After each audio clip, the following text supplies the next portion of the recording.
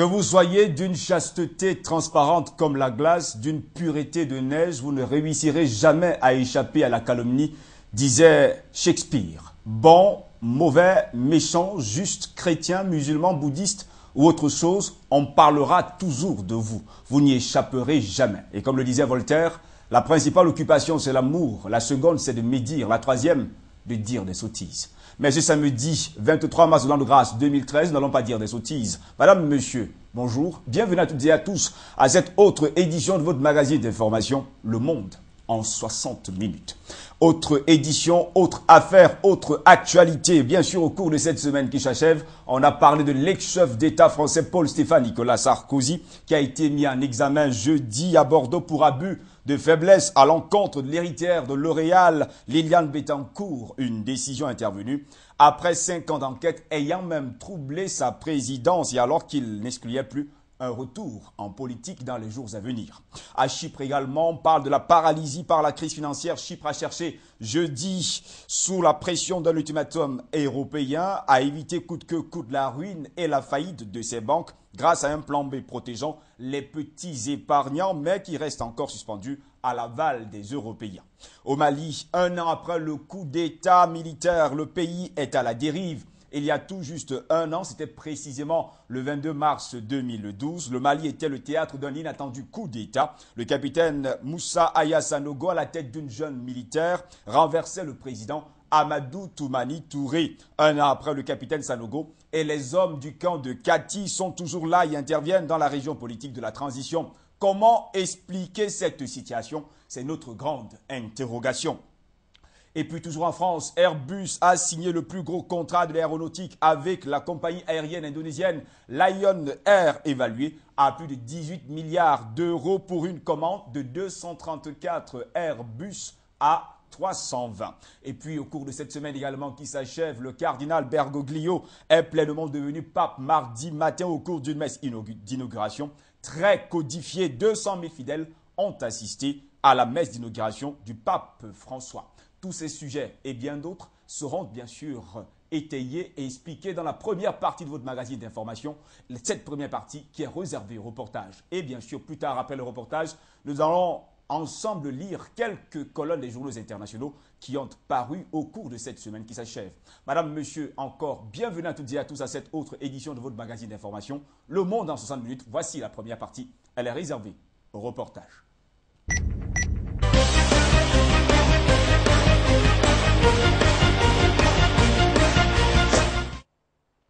La menace des djihadistes existe ici au Tchad. Elle existait avant qu'on envoie nos forces au Mali. Ce qui se passe au Mali n'est pas loin. C'est dans le Sahel, a déclaré le président Idriss Déby Itno dans l'hebdomadaire tchadien Notre Temps. Pour le président tchadien, le terrorisme n'a pas de frontières, n'a pas de visage et peut sauter à la gueule n'importe où ou n'importe quand. Qui peut vous dire aujourd'hui qu'il n'y a pas de Tchadiens enrôlés comme terroristes ailleurs, s'interroge le président tchadien. Vous avez des Tchadiens qui sont arrêtés en Arabie Saoudite, en Afghanistan et qui ont été jugés aux États-Unis, emprisonnés à Guantanamo, au Soudan, en Irak. Le chef d'État du Tchad prend des dispositions afin que les djihadistes ne s'intéressent pas au Tchad, car pour lui, ces djihadistes sont déjà en action à l'extérieur du territoire tchadien. Idriss Déby demande à tous les Tchadiens d'être prudents, de combattre le mal, de peur que la société ne se déchire. Le contingent tchadien, qui est le plus nombreux, est considéré comme les plus aguerris de toutes les troupes africaines déployées au Mali, a officiellement intégré la mission africaine dans le pays. La MISMA, qui déploie désormais au Mali environ 6300 soldats d'Afrique de l'Ouest et du Tchad, est censée prendre à terme le relais de l'armée française pour sécuriser le nord du Mali avec l'armée malienne.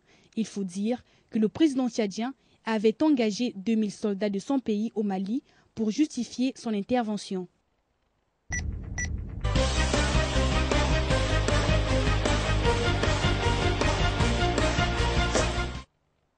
Les islamistes nigérians de Boko Haram ont diffusé lundi un enregistrement sonore d'un homme présenté comme le chef de la famille française enlevé en mi-février dans le nord du Cameroun, dans lequel il appelle l'ambassadeur de France au Nigeria à tout mettre en œuvre pour leur libération. Sa voix a été authentifiée par un proche. L'homme qui dit s'appeler Tanguy Moulin Fournier lit un communiqué en français puis en anglais où il évoque les conditions de vie très dures de ces otages, dont ses 4 enfants, puis leur capture il y a 25 jours. Nous perdons nos forces chaque jour et commençons à être malades. Nous ne tiendrons pas longtemps, souligne-t-il, s'adressant d'abord à l'ambassadeur de France au Nigeria, puis au président camerounais Paul Biya. Il transmet une enquête déjà formulée par Boko Haram, celle de libérer des prisonniers du groupe islamiste au Nigeria et au Cameroun. L'homme qui lit ce communiqué est bien le chef de la famille française enlevée en mi-février dans le nord du Cameroun, selon un proche des otages. Boko Haram avait déjà diffusé une vidéo de la famille le 25 février. On y voyait les membres de cette famille française ensemble, le père, la mère voilée et vêtue de noir, leurs 4 enfants de 5 à 12 ans et leur oncle.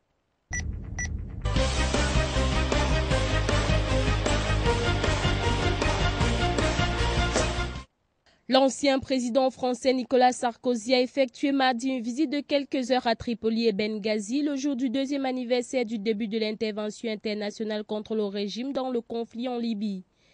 Accompagné de son ancien ministre des Affaires étrangères Alain Juppé et d'un autre ancien ministre de son parti, l'UMP, Nicolas Sarkozy a visité le pays à l'invitation du conseil local de Tripoli. Vous serez regardé par admiration par vos enfants parce que vous avez offert la démocratie à la Libye. C'est un ami sincère et fidèle qui le dit, a déclaré Nicolas Sarkozy selon son entourage lors d'un discours au conseil de Tripoli. Sarkozy a ensuite rencontré le Premier ministre Ali Zeidan et des membres du Congrès général national, la plus haute instance politique du pays. Puis Zeidan et lui se sont rendus séparément par avion à Benghazi, bastion de la révolution de 2011 dans l'est du pays.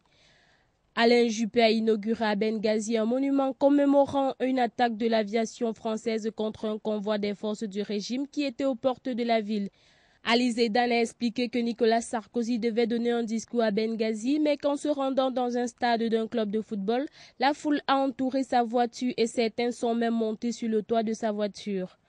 En application d'une résolution de l'ONU visant à protéger la population civile, une coalition conduite par la France et la Grande-Bretagne, relayée par la suite par l'OTAN, a conduit les raids aériens contre les forces du régime pour aider la rébellion au sol. Ces raids avaient largement contribué à venir à bout du régime de Kadhafi, tué en octobre 2011 après un conflit de 8 mois.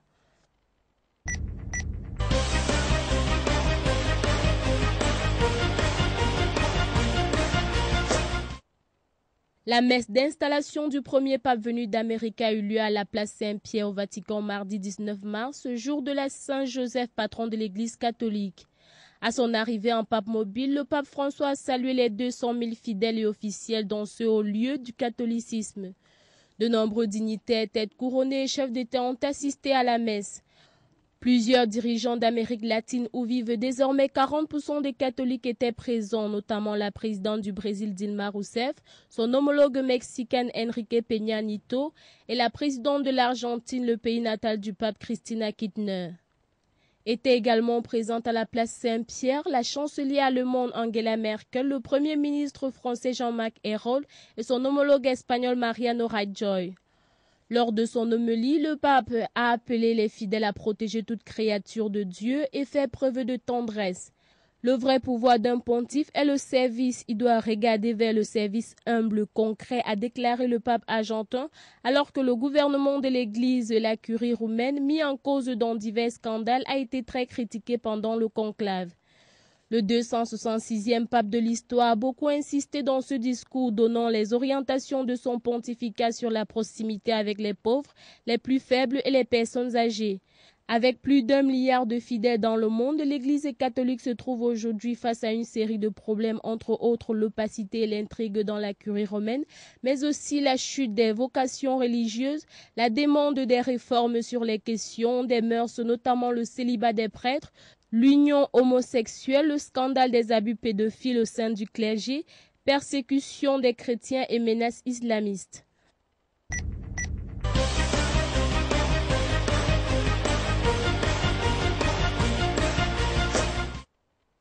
Airbus a le vent en poupe.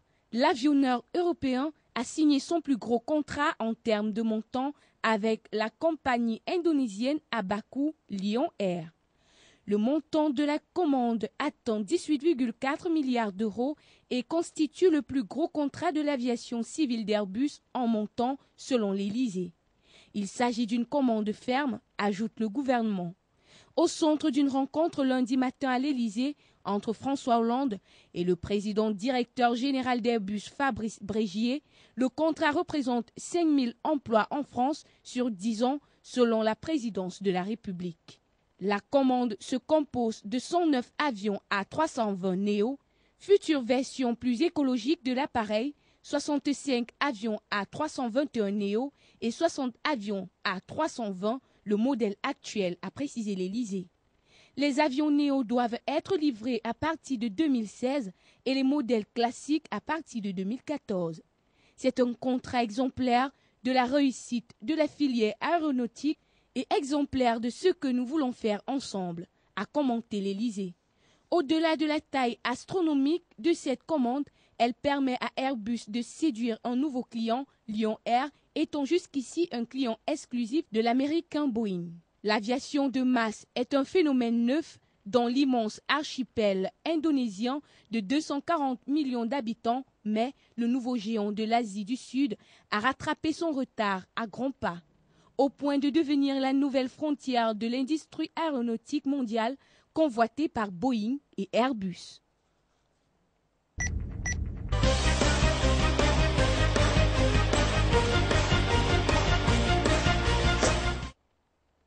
Barack Hussein Obama, le président des États-Unis, recevra 4 dirigeants africains dont le Sénégalais Macky Sall, le 28 mars à Washington, a annoncé lundi la Maison-Blanche. Les autres leaders avec lesquels s'entretiendra Obama seront le président sierra-léonais, le président du Malawi et le premier ministre capverdien, a précisé la présidence américaine dans un communiqué. Il faut dire que les États-Unis ont noué des partenariats forts avec ces pays sur la base de valeurs démocratiques et d'intérêts partagés. Les 5 dirigeants vont discuter du renforcement des institutions démocratiques en Afrique subsaharienne ainsi que du développement économique. Obama a déjà reçu conjointement 4 dirigeants de pays africains à la Maison-Blanche le 28 juillet 2011. Les présidents béninois Boni Yayi, guinéens Alpha Condé, nigérien Mohamedou Issoufou et ivoirien Alassane Dramane Ouattara. Ils les avaient promis que les États-Unis resteraient de partenaires inconditionnels des pays africains démocratiques.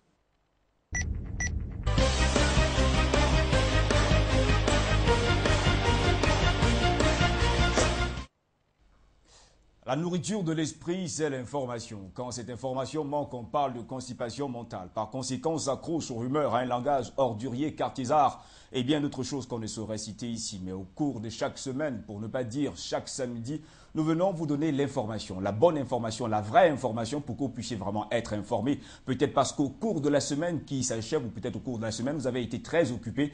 Et nous, au cours du week-end, nous faisons le maximum de fois possible de revenir sur l'actualité qui a vraiment pris l'ampleur au cours de la semaine. Madame, monsieur, votre émission, c'est tout simplement le magazine d'information Le Monde en 60 minutes. La seconde partie, elle est réservée à la presse écrite.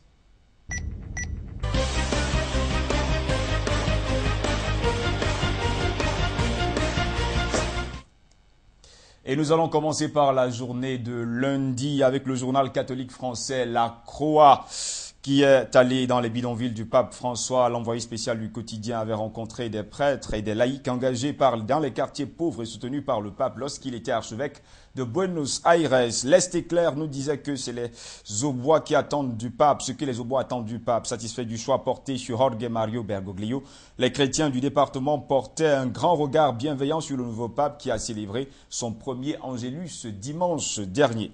Parlant du premier Angélus du pape François, Le Figaro notait qu'il bouscule le protocole. Dimanche matin, le pape a célébré la messe dans la petite église Sainte-Anne et il s'est présenté à la sortie comme le curé du Vatican, en serrant la main de tous les participants. À sa grande une, Le Figaro nous disait qu'à Marseille, le gouvernement français est face à la guerre des gangs. Face au règlement de compte qui ensanglantent Marseille, les forces de l'ordre ne baissent pas la garde. Au contraire, rapporte Le Figaro, leur méthode évolue pour reconquérir le terrain. Le ministre français de l'Intérieur, Manuel Valls, en a fait un défi majeur, alors que le maire de la ville, Jean-Claude Gaudin, déplore la chute vertigineuse des ambitions du gouvernement pour sa ville.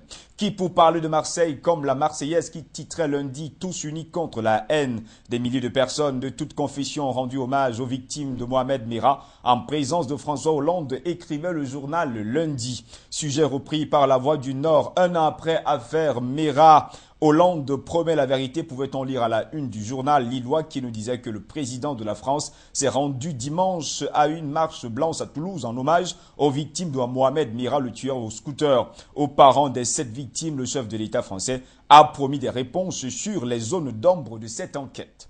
Paris-Normandie, Grand Rouen parlait de l'hommage de la France présent dimanche à Toulouse aux côtés des familles des victimes de Merah. François Hollande a promis toute la lumière dans l'enquête, écrivait le journal, qui dans sa page 53 faisait savoir qu'un 5e soldat français a été tué au Mali. Le journal du Pays Basque Sud-Ouest ramenait cette information à sa grande une lundi. Un 5e militaire tué, celui-ci était tout simplement le caporal Alexandre Van Douren, 23 ans, mort dimanche. Il servait depuis 2010 au 1er RIMA d'Angoulême. Les 3 autres soldats du char qu'il pilotait ont été blessés, nous apprenait le journal lundi.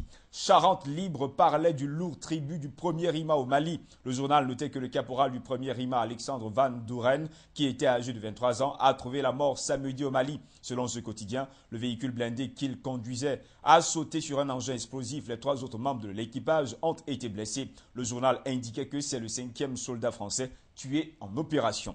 La CGT que nous voulons titrer l'humanité lundi. Le journal fondé par Jean Jaurès soulignait que le premier syndicat ouvre son 50e congrès à Toulouse sur fond de tensions sociales fortes. Bernard Thibault a passé en tout cas le flambeau à Thierry Lepaon. En page 2, le quotidien a donné la parole aux délégués.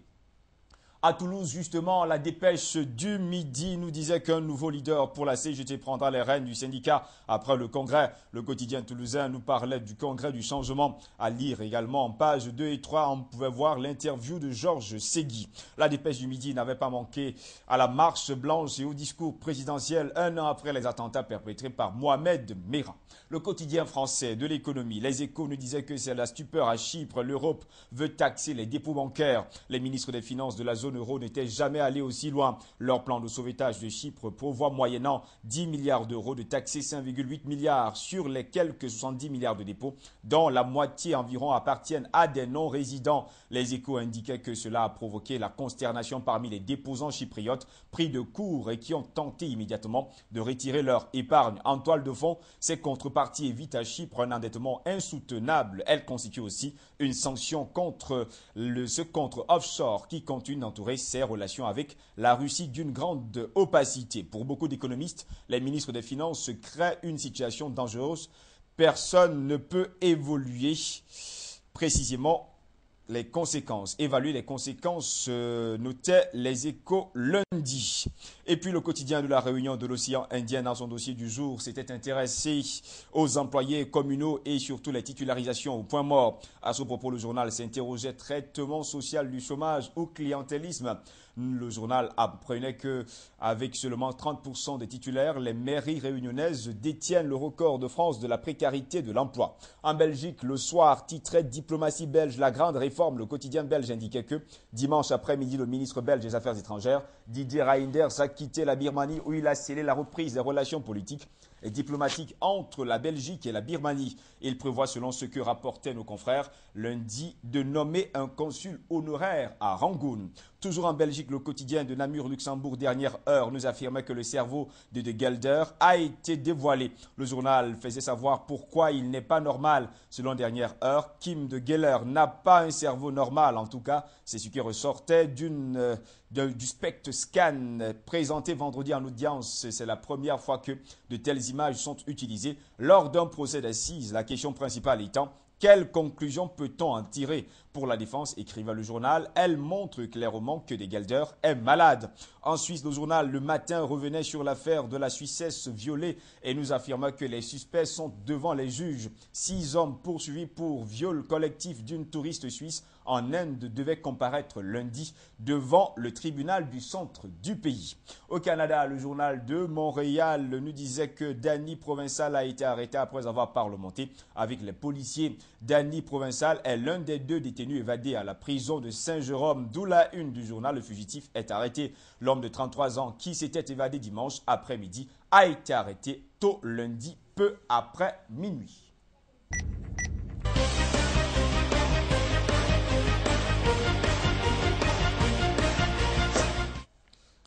Nous nous attaquons à la journée de mardi avec bien sûr le quotidien Le Figaro qui nous disait qu'après la partielle de l'Oise à gauche, c'est la grande inquiétude, ainsi l'élimination de la candidate socialiste dès le premier tour de la législative de l'Oise et que l'impopularité croissante de l'exécutif renforce les craintes du PS qui reconnaît une forme de désaffection des Français qui écrivait le journal, qui soulignait par ailleurs que les 9 points perdus par Sylvie Houssin, candidate PS dans la 2e circonscription de l'Oise, entre les législatives de juin 2012 et le scrutin de dimanche dernier témoignent de la défiance de l'électorat de gauche. Ce résultat, a indiqué Le Figaro, est à l'image des derniers sondages qui confirment la chute impressionnante de la cote de popularité du président français François Hollande.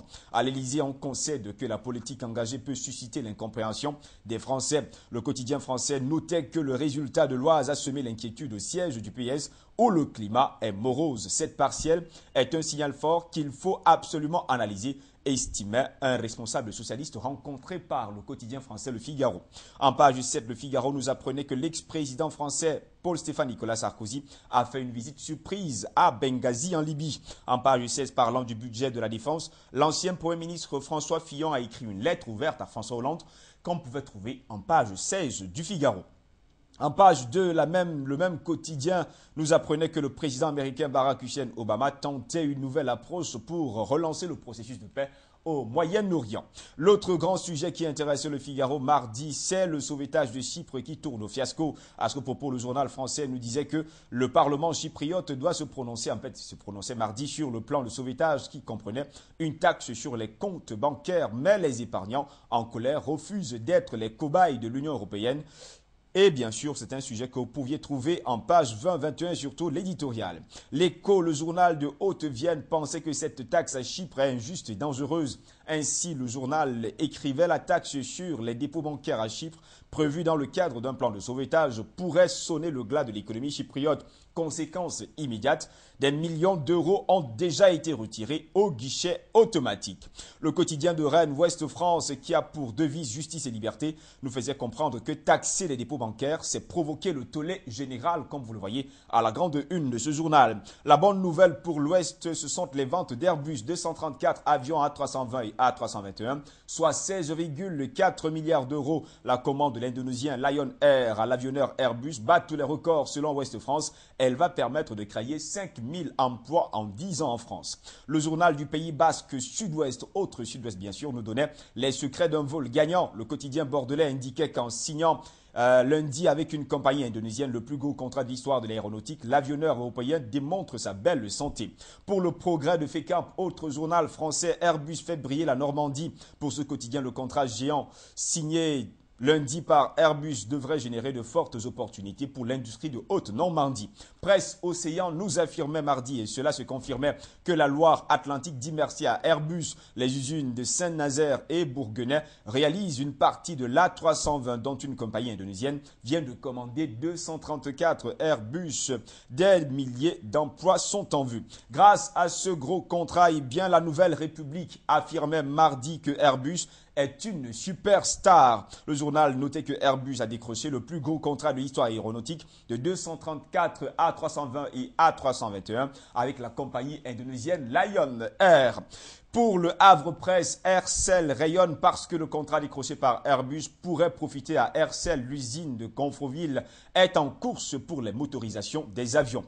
Et bien sûr, on quittait bien sûr les bonnes nouvelles pour les mauvaises avec le Républicain Lorrain qui rapportait la chute de 8 points dans le sondage BVA Orange Presse Régionale. Ainsi, Hollande a chuté et se retrouve à 64% des mécontents. Selon le journal Lorrain, le mécontentement des Français montre aussi vite que la courbe du chômage, la popularité de François Hollande s'effondre au mois de mars, selon le baromètre BVA Orange pour la presse régionale. Le président français perd 8 points par rapport à février, soit 35% de bonnes opinions pour 64% de mauvaises. Pour le journal de la capitale française, le Parisien, Hollande est sous pression. Malaise au PS, couacs gouvernementaux, popularité en berne, législative partielle inquiétante, pourrait bien sûr pousser François Hollande à reprendre en main la majorité, notait le Parisien mardi. Le sélectionneur de Bleu, l'équipe nationale de football, Didier Deschamps, bien sûr, a pris 3 pages mardi du quotidien et on parlait bien sûr de la 18e à la 20e page. Ces propos faisaient d'ailleurs la une du petit encart à la une du journal. Si je pouvais, je resterais 10 ans. Sa carrière, les Bleus, l'argent et bien d'autres sujets. Invité par la rédaction de Le Parisien, Didier Deschamps répondait à toutes les questions. Parlant des otages, le quotidien Le Monde nous disait que la France durcit sa doctrine. Selon nos confrères, François Hollande l'a fait savoir mi-janvier dernier aux familles d'otages. La France ne cautionnera plus aucun versement de rançon. Le Monde faisait savoir que la crise malienne a précipité cette nouvelle donne. L'État français veut arrêter la banalisation, entre guillemets, des enlèvements de Français par des ravisseurs essentiellement en quête de fonds. En page 20 du même journal, et bien sûr, Le Monde est revenu sur l'hommage rassembleur de François Hollande aux victimes de Toulouse. 1 an après la sortie remarquée de Mohamed Merah, le journal soulignait l'appel du vivre ensemble. Christiane Taubira faisait la une de Libération mardi. La ministre française garde des Sceaux était l'invitée spéciale de Libération après avoir porté la loi sur le mariage pour tous et avant sa grande réforme pénale. Elle se confiait à nos confrères.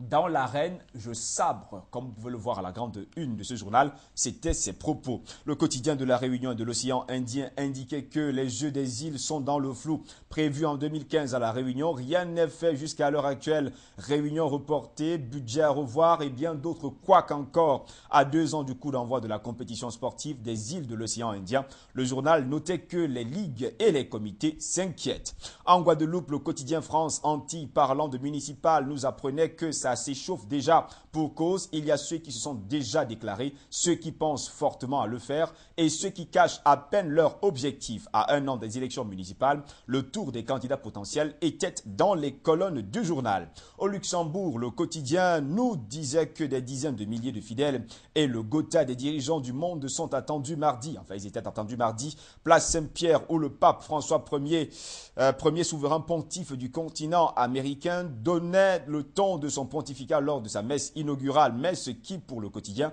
donnait le ton de son pontificat. En Belgique, le soir, nous disait que l'amnistie fiscale ne fera pas recette. Le journal donnait les points clés de la prochaine amnistie fiscale. Le gouvernement espère récolter près d'1 demi-milliard d'euros. Pas simple, notait le soir. Toujours en Belgique, la Libre faisait savoir qu'il faut sauver Chypre à tout prix. Le journal indiquait que les banques resteront fermées jusqu'à jeudi. À Chypre, Nicosie veut aménager la taxe sur les comptes et éviter une fuite des capitaux.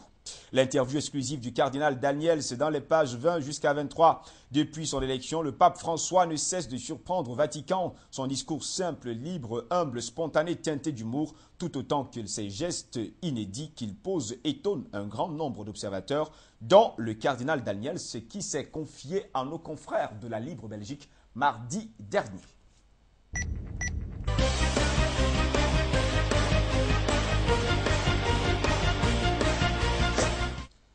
Mercredi, les propos du pape François faisaient la une du journal catholique français La Croix. Nous ne devons pas avoir peur de la bonté. Et bien sûr, mardi, lors de la messe d'inauguration de son pontificat, le pape François a appelé tous les hommes à se faire gardiens de la création et à prendre soin de chaque personne, rapportait le quotidien de la place Saint-Pierre du Vatican. En page 26 et 27, La Croix notait que les religieux du front de 14-18 sont sortis de l'oubli grâce au pape François. L'information qui faisait la une de tous les journaux français mercredi, c'est la démission du ministre français du budget Jérôme Cahuzac. Pour le Figaro, c'est une démission choc. Selon le quotidien, le départ du ministre français du budget prive François Hollande d'un de ses principaux ministres dans un contexte économique très difficile. Le Figaro relevait qu'il sera remplacé par Bernard Cazeneuve. Pour Libération, le compte de Cahuzac est bon. François Hollande a tranché dans le vif en limogeant le mardi son ministre du budget sous le coup d'une information judiciaire. Aujourd'hui en France, parlait de la chute et nous disait lui aussi que Jérôme Cahuzac n'est plus ministre du budget. Le journal notait que l'homme est empêtré dans une affaire de compte à l'étranger. Il a quitté ses fonctions mardi à la demande de François Hollande, le président français. Le journal de Bordeaux Rive Gauche pensait plutôt que Cahuzac a été contraint à la démission. La cause, l'ouverture d'une information judiciaire pour blanchiment et fraude fiscale. Jérôme Cahuzac, ancien député maire de Villeneuve-sur-Lot, continue de nier avoir jamais possédé un compte en Suisse. L'autre sud-ouest, cette fois du Pays Basque, nous disait que Cahuzac a été poussé à la démission. Le journal nous disait que l'élu du Villeneuvois a quitté mardi soir son poste au gouvernement, quelques heures seulement après l'ouverture d'une information judiciaire pour blanchiment d'argent et fraude fiscale. Il est remplacé au budget par Bernard Cazeneuve. Le républicain lorrain note le chaos d'un poids lourd. Le quotidien relevait que l'Élysée a choisi de se séparer d'un des poids lourds du gouvernement qui s'était attelé sans état d'âme à son rôle de redresser les finances publiques.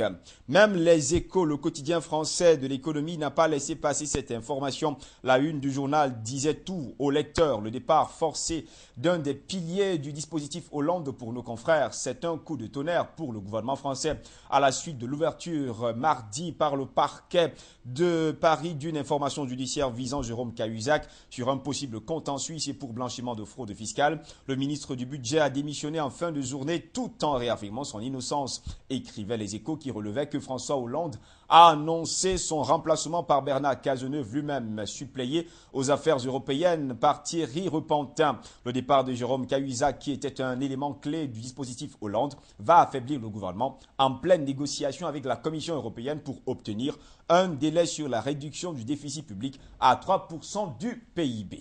Le journal fondé par Jean Jaurès s'est intéressé ce mercredi-là au combat d'Angela Davis, la militante afro-américaine, et Shola Lynch, réalisatrice du documentaire Free Angela and All Political Prisoners, en salle le 3 avril prochain. Était mardi au siège du quotidien. Rédactrice en chef d'un jour, elle commentait l'actualité mercredi dans les colonnes du journal fondé par Jean Jaurès, L'Humanité.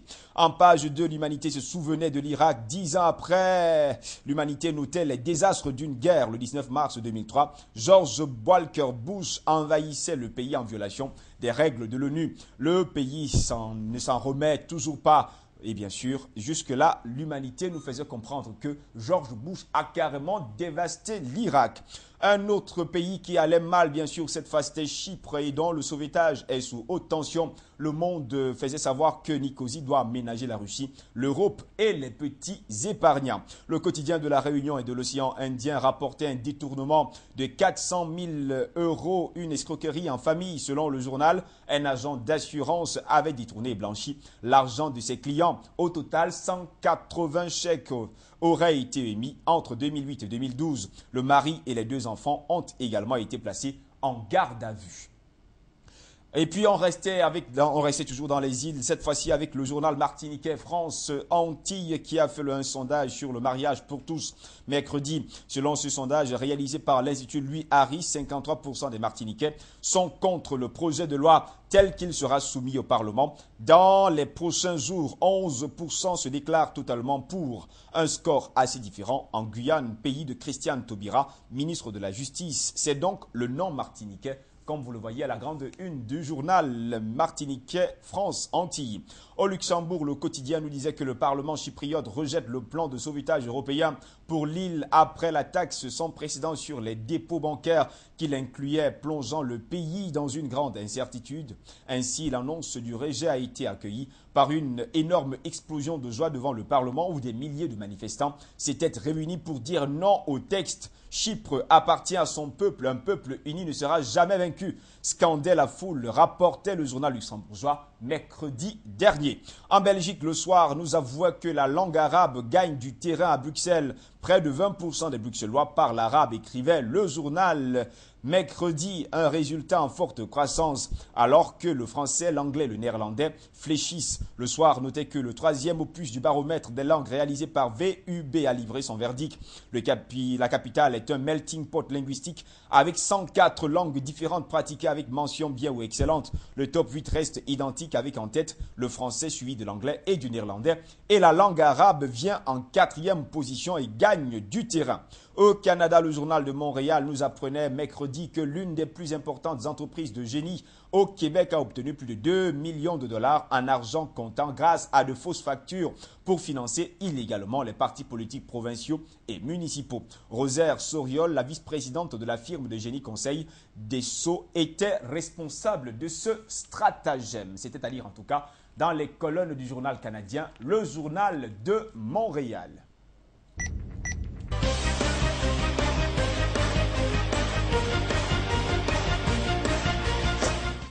La journée de jeudi, on commençait bien sûr avec la une du journal de Bordeaux, rive gauche sud-ouest, qui faisait savoir que Hollande est face à l'après-Cahuzac. Pendant que Bercy saluait avec émotion le départ de Jérôme Cahuzac, le gouvernement ferraillait à l'Assemblée nationale contre une motion de censure. Sud-Ouest et sa photo nous montraient en tout cas le ministre du Budget qui était au bord des larmes mercredi. Le journal notait qu'il retrouvera dans un mois son siège de député du Lot et Garonne. Sud-Ouest a eu également un entretien à Londres avec Julian Assange qui lance un cri d'alarme au sujet d'Internet. Le fondateur de Wikileaks dénonce dans un livre le totalitarisme technologique et ses menaces sur nos libertés. Le Figaro nous apprenait jeudi que Hollande et Ayrault traversent une série noire. La motion de censure est repoussée, mais le Premier ministre ne convainc pas. L'onde de choc chez les socialistes après le départ de Jérôme Cahuzac et la taxe à 75% dont le Conseil d'État émet de sérieuses réserves. En page 2 et 18, le Figaro relevait que l'Europe organise le blocus monétaire de l'île de Chypre et nous affirma que la Banque centrale européenne a prévenu les banques chypriotes qu'elles ne les alimenteraient plus en liquidité tant que le plan de sauvetage ne serait pas accepté. Le Monde s'interrogeait jeudi, compte en Suisse, Cahuzac a-t-il menti au président? C'était la grande interrogation du journal qui soulignait que le ministre du Budget a démissionné. Le gouvernement français est sous le choc avant une motion de censure dans les colonnes du quotidien. Enquête, portrait et témoignage d'un banquier à Genève. Jeudi, bien sûr, vous avez eu un numéro spécial Libé des écrivains avec en une Virginie Despentes, Angela Davis. Deux puissantes femmes, la romancière rencontre la militante américaine et 36 autres auteurs qui s'emparaient de l'actualité. On parlait bien sûr dans les colonnes de cette libération spéciale de Héros, de Obama, de Pialat, de PSA et bien d'autres sujets dans les colonnes de Libération dans sa parution de jeudi. En page 2 et 4, Libération soulignait la mort annoncée d'un otage au Mali et l'escalade de la terreur d'Al-Qaïda au Maghreb islamique. La Nouvelle République nous disait que les otages au Mali, c'est l'escalade morbide de Dominique Thomas, chercheur spécialiste des mouvements islamistes à l'IHES, école des hautes études en sciences sociales, estimait dans les colonnes du journal que le contexte dans lequel a été donnée l'information de la mort de Philippe Verdon la rend crédible. À propos du budget de la défense en France, le Télégramme s'exclamait jeudi « Sauve qui peut et pour cause la prochaine parution du livre blanc sur la défense et ses conséquences sur la loi de programmation militaire font craindre un sévère tour de vis budgétaire. Un scénario évoque même l'hypothèse de devoir se passer du porte-avions Charles de Gaulle. Le journal catholique français La Croix faisait jeudi l'état des lieux du racisme en France. La Croix révélait les conclusions du rapport de la Commission nationale des droits de l'homme qui font apparaître un rejet croissant de l'islam. Autre sujet, celui de Chypre, la petite île qui inquiète toute la zone euro.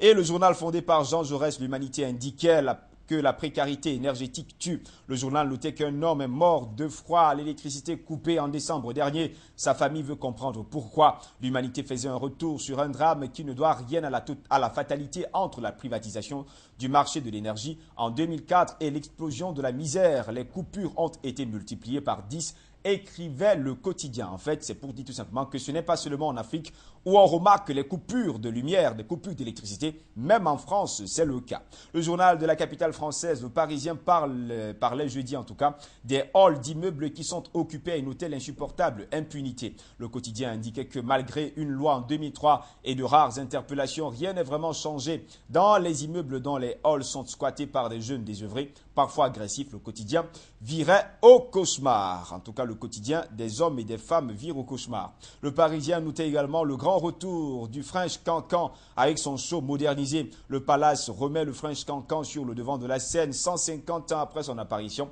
dans les cabarets parisiens. Au Paradis Latin, les cours de danse affichent déjà complets, relevait le journal le jeudi. Puisque nous parlons de culture, La Voix du Nord nous disait que la magie de la boîte à spectacle a été dévoilée. La photo à la une du journal lillois montre à gauche l'Arena, ses 25 000 places et sa scène Que foulera cet été Rihanna, la chanteuse américaine? À droite, la pelouse chère aux joueurs du LOSC, coupée en deux parties superposées. De l'autre côté du rideau, la première visite de la très attendue boîte à spectacle du Grand Stade de Lille a été impressionnante, soulignait le journal. La Marseillaise nous disait que l'UFC Que Choisir publie les résultats d'une enquête sur les cantines de France. D'un point de vue nutritionnel, eh bien, ce sont les menus de la malbouffe qui sont servis. Selon le journal marseillais, le coût est le plus important que la santé et les grands groupes ne sont toujours pas au top sur la question, malgré les avancées, notait la Marseillaise. Au Royaume-Uni, on faisait le pari des baisses d'impôts, nous apprenait le quotidien français de l'économie, Les Échos, qui nous disait que les comptes publics continuent de se dégrader, les prévisions de croissance sont en baisse, mais rien ne semble pouvoir infléchir la politique du chancelier de l'échiquier. Eh bien, mercredi, il a présenté un budget où il abaisse de 20% l'impôt sur les sociétés, exempte une grande partie des employeurs de la cotisation patronale et exonère certaines industries de l'impôt lié au changement climatique. Les Échos relevaient que près de 1,6 milliard de livres seront également dédiés au soutien des succès industriels du pays, comme le secteur aérospatial ou l'automobile.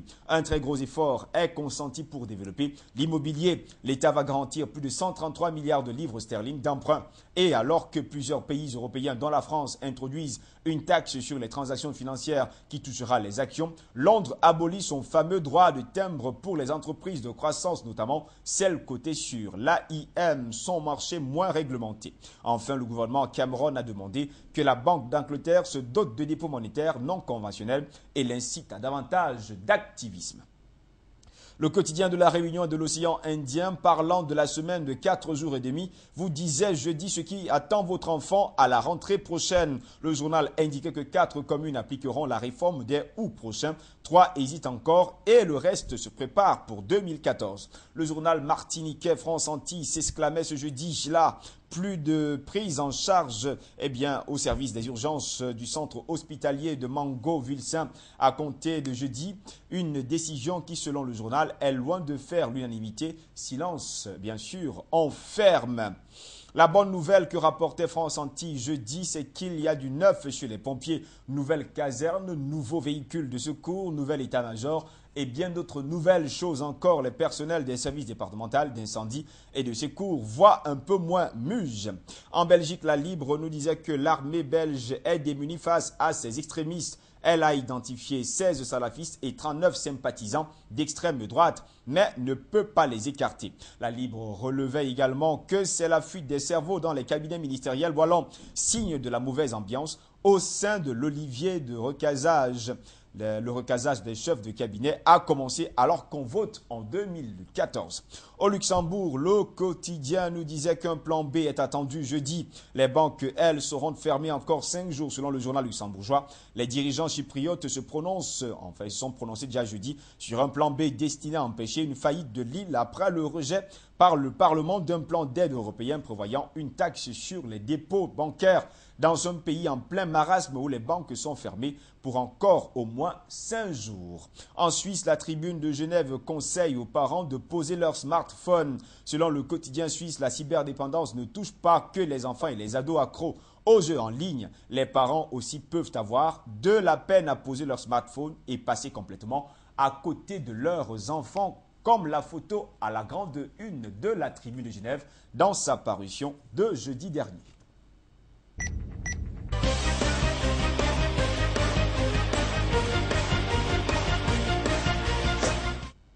Vendredi, nous commencions avec la une du quotidien de la Réunion et de l'océan Indien qui nous faisait part que la cour d'assises a condamné Laurent Perrier à 25 ans de réclusion criminelle en retenant la tentative d'assassinat contre ses ex-beaux-parents qu'il avait rendus responsables de sa rupture conjugale, d'où la une du journal réunionnais.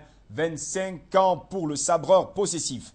En Martinique, le quotidien France Antilles indiquait ce vendredi-là que lundi dernier au Robert, sous la menace d'un pistolet, 3 jeunes hommes braquaient un automobiliste et ils ont été jugés en comparution immédiate. En fait, ils braquaient pour délirer, c'est là leur défense.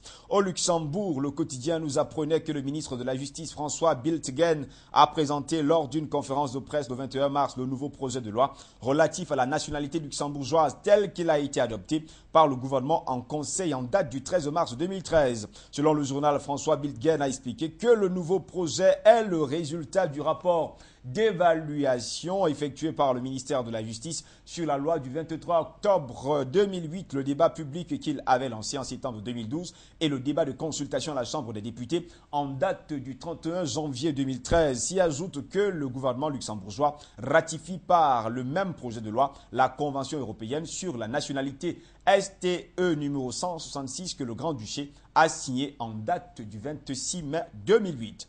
En Belgique, le quotidien Le Soir célébrait 125 ans d'existence et sa grande une, la nostalgie. Chalut, le chat s'en va. Pendant 30 ans, Philippe Gueluc nous a fait rire de nous-mêmes, écrivait le journal belge. Aujourd'hui, il arrête le dessin de presse pour fêter son départ. Le Soir lui a offert un numéro spécial illustré par ses amis dessinateurs belges, français et surtout suisses.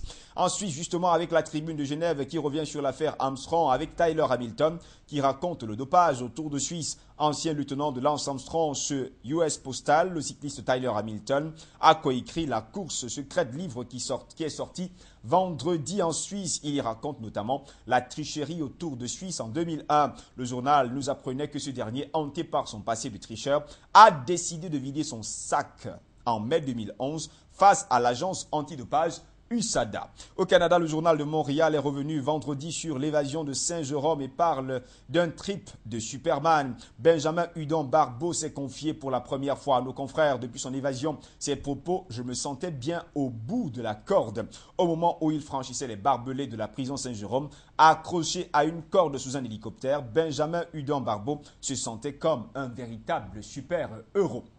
En France, le sujet qui faisait la une de tous les journaux quotidiens vendredi, c'est la mise en examen de Paul-Stéphane Nicolas Sarkozy. C'est d'ailleurs le titre qu'a choisi le quotidien du Pays Basque Sud-Ouest qui nous disait qu'il était confronté jeudi à des membres du personnel de Liliane Bettencourt. L'ancien président de la République a été mis en examen dans la soirée par le juge Gentil pour abus de faiblesse sur la milliardaire. Même son de cloche à la une du journal de Grand Toulon qui nous disait lui aussi qu'à l'issue de la confrontation jeudi à Bordeaux avec l'ex-majordome de la milliardaire, l'ancien président de la République, a été mis en examen pour abus de faiblesse. Le journal de Mulhouse, l'Alsace n'y allait pas de même morte vendredi et nous donnait des détails croustillants. Le journal écrivait après une longue audition dans le bureau du juge Jean-Michel Gentil à Bordeaux, au cours de laquelle il a été confronté à plusieurs membres du personnel de Liliane Bettencourt.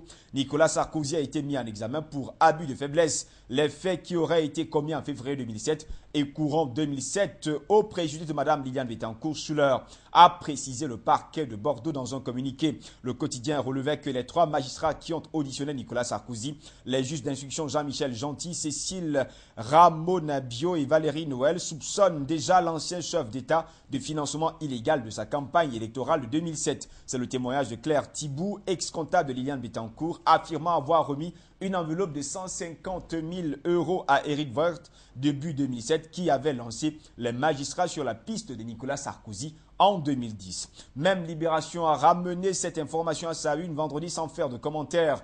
Affaire Bettencourt-Sarkozy mis en examen. Libération s'intéressait également aux hauts revenus avec le nouveau président français François Hollande qui boit la taxe, pour ne pas dire boit la tasse. Le quotidien nous apprenait que la promesse du président français d'imposer à 75% les plus riches est abandonnée. Selon le Conseil d'État, un tel impôt ne serait pas constitutionnel. Le Figaro ne lâchait pas prise et s'interrogeait: que faire de la taxe à 75%.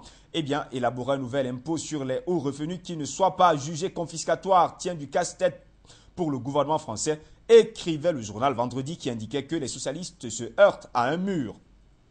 Déjà retoquée par le Conseil constitutionnel, la super taxe pour super riches semble maintenant enterrée par le Conseil d'État qui estime qu'au-delà de 66,66%, tout impôt devient confiscatoire. La gauche du Parti socialiste réclame bruyamment son maintien, Mais le gouvernement français sait qu'il risquera alors un nouveau rejet, d'où la une du Figaro, fiscalité, le boulet Hollande. En page 9, le journal nous parlait bien sûr de Barack Hussein Obama et de pourquoi Israël doit faire la paix. En visite à Jérusalem, le président américain s'est adressé à la jeunesse israélienne. La paix est la seule voie vers la vraie sécurité. Le seul moyen pour Israël de perdurer et de prospérer en tant qu'État juif et démocratique est la réalisation d'une Palestine viable et indépendante. À Lille, la Voix du Nord faisait le bilan de l'hiver qui a laissé une facture très salée. Le quotidien soulignait qu'il y a un peu plus d'une semaine, la région mettait un genou à terre sous les assauts de la neige et du vent. Pas de drame, mais beaucoup d'effets collatéraux. Et l'addition est lourde de 13 millions d'euros rien que pour le Nord. Nous allons terminer avec le quotidien, prenons l'hebdomadaire Haïti, avec l'hebdomadaire Haïti Liberté qui s'interrogeait l'avenir de la coopération vénézuélienne en Haïti. Selon le journal haïtien, l'avenir du Venezuela est entre les mains d'un peuple qui a longuement et fermement affirmé sa détermination et continue à soutenir et à défendre à travers le nouveau président intérimaire Nicolás Maduro la ligne politique révolutionnaire socialiste et internationaliste du commandant Hugo Chavez. En page 4 et à la une de l'hebdomadaire, les habitants de Fort National qui n'ont jamais cessé de dénoncer le régime caletais de Martelly. Ils continuent de protester contre ces mauvaises conditions de vie qui font d'eux des éternelles victimes, d'où l'autre une, le peuple, quand le peuple se soulève contre la mauvaise gouvernance. C'était à lire en tout cas dans les colonnes de l'hebdomadaire haïtien Haïti Liberté.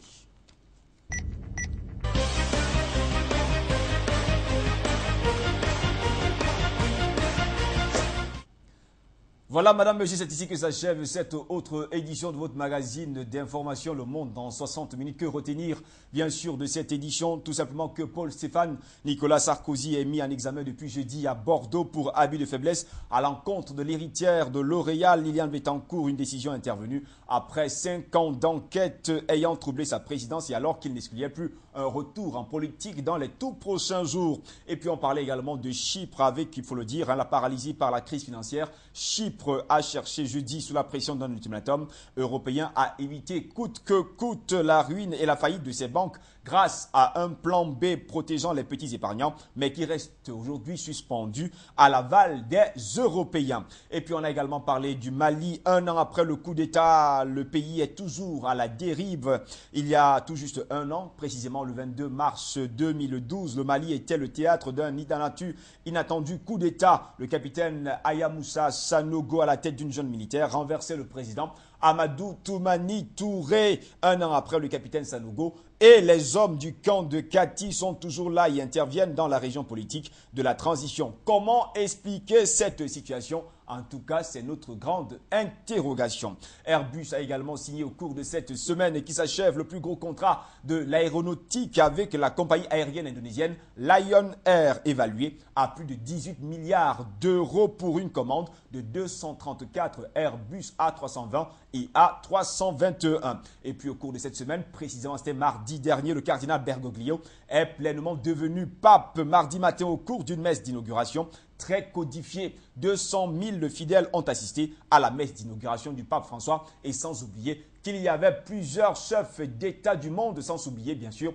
quelques chefs d'État africains, dont le Togolais Faure Gnassingbé et Yadema.